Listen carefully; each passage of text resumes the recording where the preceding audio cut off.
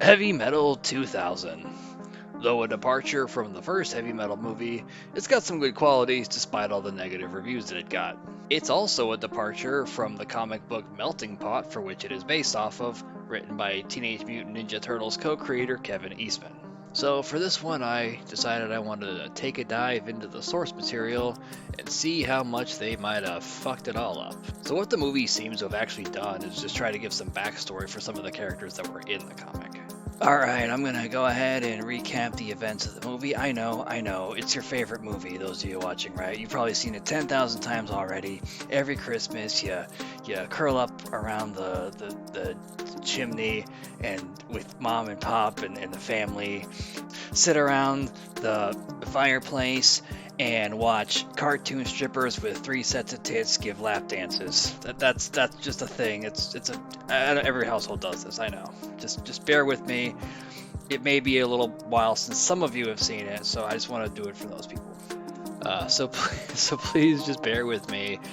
There may be a few parts that you've missed since the last time you saw it. I'm gonna go ahead now and just recap the first 45-ish minutes of the movie, none of which really happens in the comic.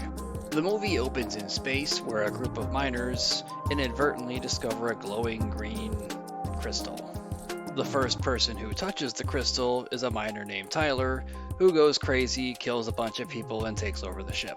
Tyler and company later go to a planet that's scheduled for destruction with a very small population, invade, kill a bunch of people, and take them hostage.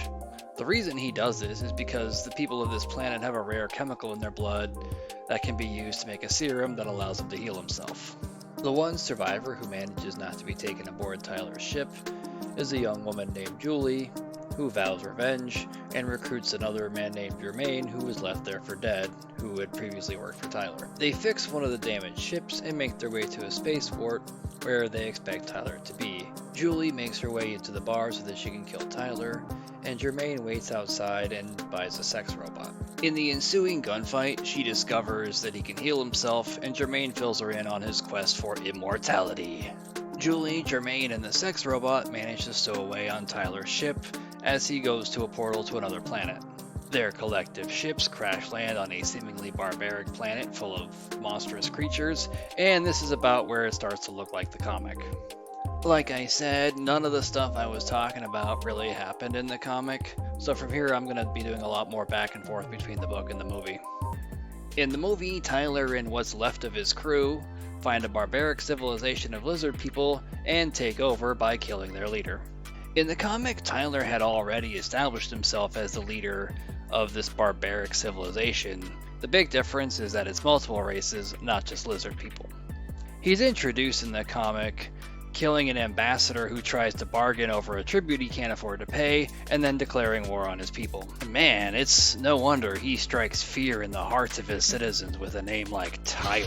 All will bow before me or face the wrath of Tyler. Oh, it's like the wizard named Tim from Monty Python. Oh, and on a more important note, the Tyler from the comic is not really portrayed as human, so it kind of makes more sense that he would be named Tyler in the movie.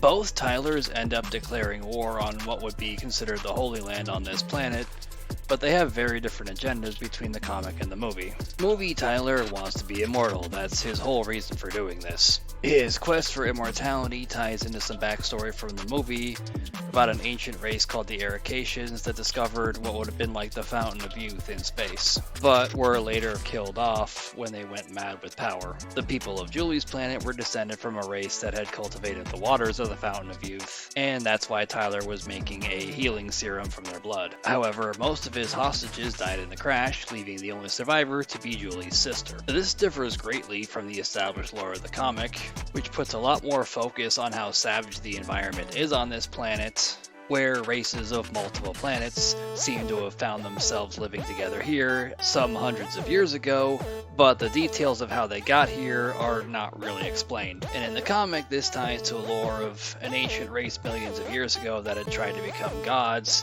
and a prophecy regarding a chosen one who would bring a new age of light after the faithful were consumed in darkness. And if that's not a formula to get a bunch of people killing each other, I don't know what is, man. That's pretty much what the characters in the comic end up doing for most of the series.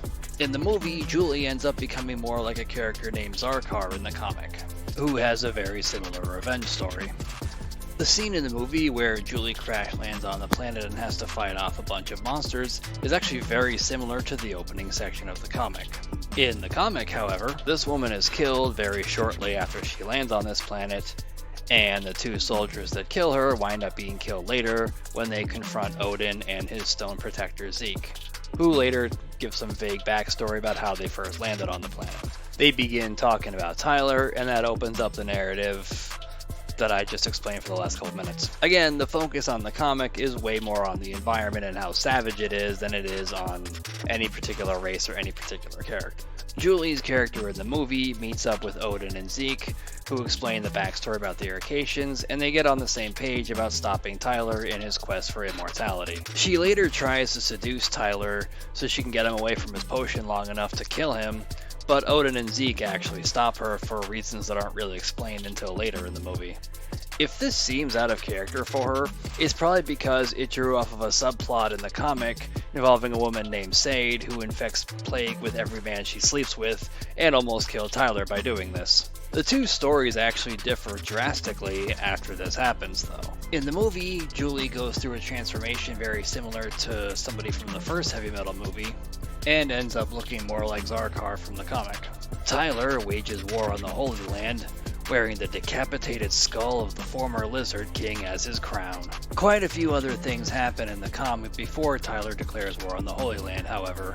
He first wages war on the people from earlier who couldn't afford to pay their tribute to him, and after laying siege to the city and throne room, killing priests, women, and children alike, he immediately demands a woman, and it's here that he's introduced to Sade, who infects plague with every man that she sleeps with. He casts her off as soon as he's finished with her, much to her dismay as she wishes to be his queen.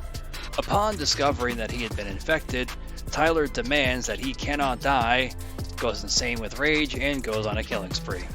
He winds up killing his second-in-command Grinner in a blind rage, but later shows some genuine remorse for it. However, Grinner could have been involved in a plot against him at the same time. He then jumps on his giant bat, travels through the desert for a while, and reflects on his rise to power and how he'd gotten to where he is now.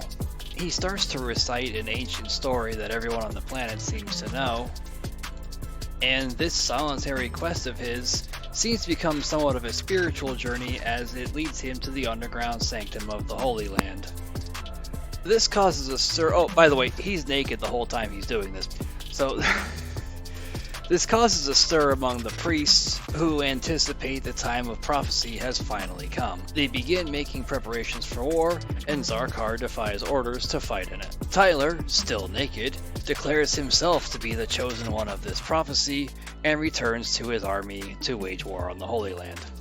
The Holy Landers obviously disagree and think that he's this dark warrior that's supposed to challenge the Chosen One. Zarkar, whose revenge quest is very similar to Julie's, winds up declaring herself the Chosen One on behalf of these Holy Landers and fights Tyler. From here, the comic and the movie match up with the two sides going to war, but for very different reasons. In the comic, it's a power struggle between two conflicting interpretations of a vague prophecy, whereas the movie paints it more of a battle between good versus evil. But both versions put a lot of focus on the two characters having conflicting personal agendas.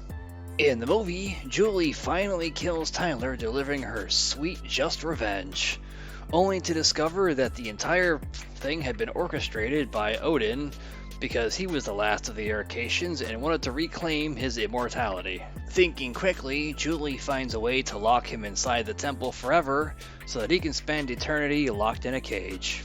Zeke, the Stone Protector, grabs the key that started this whole thing and goes into space to hide it. And Julie leaves triumphant, along with her rescued sister and Germaine, who just kinda tries to get into her pants. The end. The comic has its own twist ending, but unlike the movie, doesn't really come to any kind of resolution for any of this. The war wages on with both sides firm in their conviction that they are the chosen people for the Enlightenment. Then out of nowhere, a spaceship shows up, and a mystical, seemingly giant hologram godlike figure appears, and just kind of waves at people for a while, before suddenly seeming to become angry and disgusted. It's revealed shortly after that Sade had infected him with the plague moments after he arrived, and this giant godlike figure falls over and dies.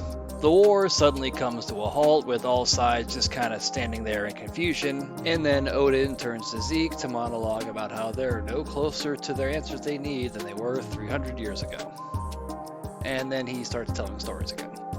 The general premise behind the comic is explained in an afterword in the last issue, written by Kevin Eastman, where he basically talks about how it's something he had conceived of as a little kid and had tried to make a comic about since he wrote Teenage Mutant Ninja Turtles, actually.